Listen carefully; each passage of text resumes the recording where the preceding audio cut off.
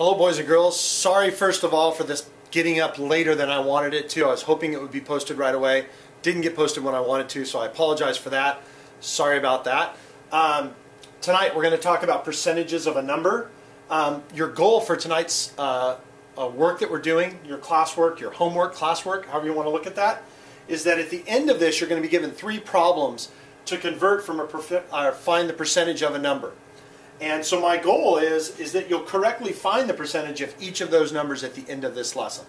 Finding percentages of numbers is actually very easy.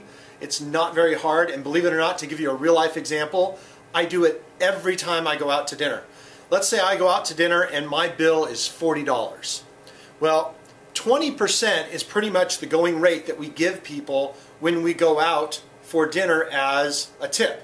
So if my bill was $40, and 20% of $40, you take 2, multiply it by 4, and you get 8.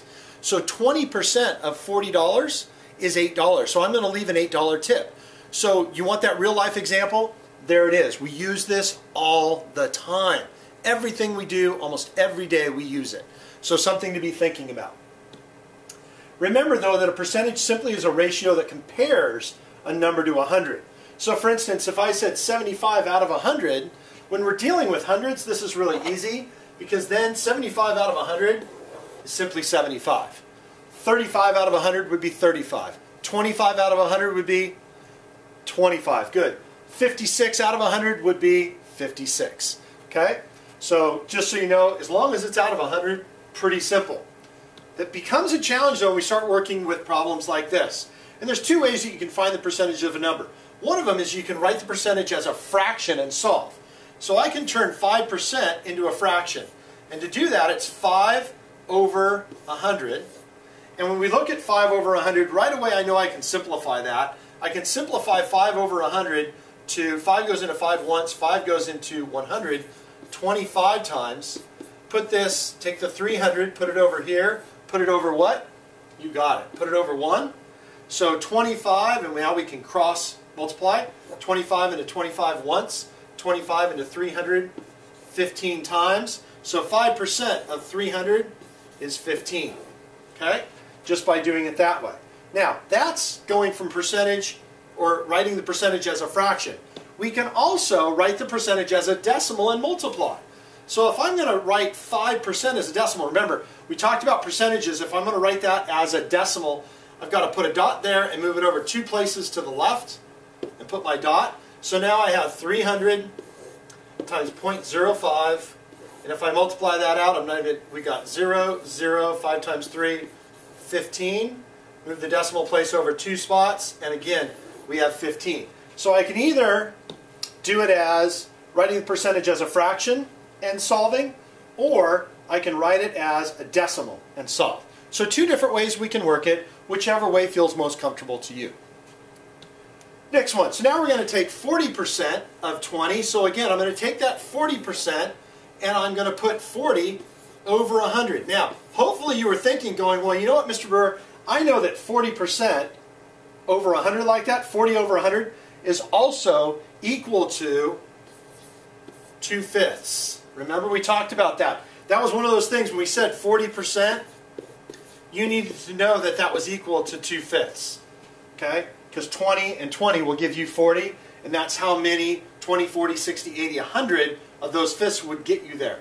So 2/5 of 20 over 1, 5 into 5 once, 5 into 20, 5 into 20,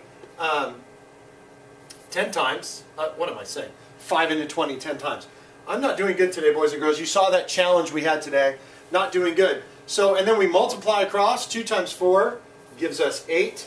So 40% of 20 is 8. Now we could do the same thing, and I could figure out that I could do it by decimal, and I could take 40, put 20 there, put the 40 there, 0, 0, 0, and 8. Move the decimal place over 2 places, 1, 2, and we still get 8. Either way, either multiplying it or doing the fractions and doing it that way. Either way will get you to the answer. Right? 30% of 50. Going to do it the same way. 30 over 100. I can simplify 30 over 100 by doing it by tens. 10 goes into 30 3 times. 10 goes into 100 10 times. We end up with 3/10 equals, put the 50 there, over 1. Not going to do anything. 10 goes into 10 once, 10 into 50 5 times. Multiply, 3 times 5 gives us 15. So 30% of 50 is 15. I could do the same thing by simply multiplying the 30%, 0.30 times 50, and you're going to get 0, 0, 0, and 15. Move it over 2 places, and again you get 15. So either way, either converting it to a fraction or multiplying it using the decimal percentage that we know, or converting the percentage to a decimal will get you there. Okay? Now a little one, now when you see this, don't panic. Okay? Because when I see a problem like this, I think, you know what? I'm probably going to look at doing this using just multiplying it by the decimal and figuring it out that way. So if I did that, we've got $9 times 0.60, right? 0, 0, 0. Put the 0 there. 6 times 0 is 0. 6 times 0 is 0. 6 times 9 is 54, right? And so as we look at that, I've got, from the decimal, we've got 2 decimals. So 1, 2, 3, 4. 4 places over is how far I've got to move that decimal this time. And you're probably going, well, that doesn't make sense. Yes, it does. 1, 2, 3, 4. Moving it over to there, I'm just going to simply take that 5.4 is going to become $5.40. Okay, the decimal's already there for me. It's just $5.40. These get X'd out, and we're left with $5.40. So 60% of $9 is $5.40. Okay, so we're going to go ahead, we're going to skip that one, and we're going to go right to your problems. These are the 3 practice problems that I'd like you to do tonight. They're all pretty easy. The only challenge here, 3% of 156. Might have to think about that one a little bit, but that's the reason it's there. Or better yet, 140% of 85. Just to give you a little hint, remember, we talked about what that 1 is. That 1 refers to 100, right? So if it's a 1, you kind of pretend the decimal is there. So it's almost like 1.40.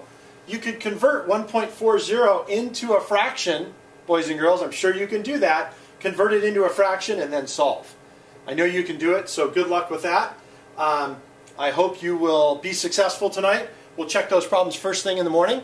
So as always, this is Mr. Brewer, and you have been Flipped.